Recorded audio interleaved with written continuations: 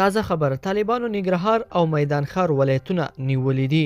طالبانو د دغو ولایتونو په اړه څه ویلي دي، دغو ولایتونو کې څه وضعیت روان ده، نور جزئیات ویډیو کې وګورئ او چینل سبسکرایب کړئ. السلام علیکم لیدونکو، ستړي مشئ.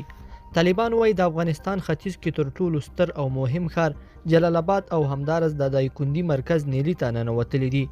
د وسلوالو طالبانو ویان ذبیح الله مجاهد پر خپله ټویټر پاڼه لیکلي چې مجاهدین په جلال آباد ښار کې د ولایت مقام ته هم ننوتل او هلته یې خپله ولکه ټینګه کړه. راپورونه دا دي چې جلال آباد ښار نن ګیز وختي له جنګ جګړې او مقاومت پرته طالبانو ته سپارل شوی دی. پر خواله رسنیو خپاره شوو تصویرونو کې لیدل کېږي چې د ننګرهار والي ضیاء الحق امرخیل خپل دفتر کې له طالبانو سره ناست دی. د طالبانو ویاند وایي د جلال آباد ښار د تصفیه کېدو لړۍ په چټکۍ سره روانه ده او دوی مهمو نقاطو کې پر استحکاماتو بوخت دي. هغه په دې لړ کې تازه د تورخم بندري ښارګوټي د نیولو خبر هم ورکړی دی. طالبانو له دې سره هم مهاله د پلازمینې کابل د بل ګاونډي ولایت میدان وردګ د مرکز میدان ښار او همدارس د دایکنډي د مرکز نیلي د نیولو خبر هم ورکړی دی.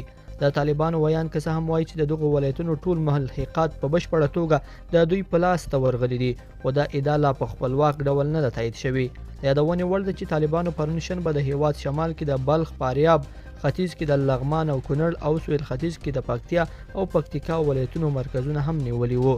طالبانو د فاریاب ولایت د خان چارباغ ولسوالۍ اړوند د اقینې تجارتي بندر د نیولو ادعا هم کړې ده. لیدونکو په دې هیله چې دا مطلب به مو تر پایه لیدلی وي. که مو دغه ویډیو خوښه شوې ویډیو لایک کړئ د سره او چینل سبسکرایب کړئ. تر بیا ښه وخت.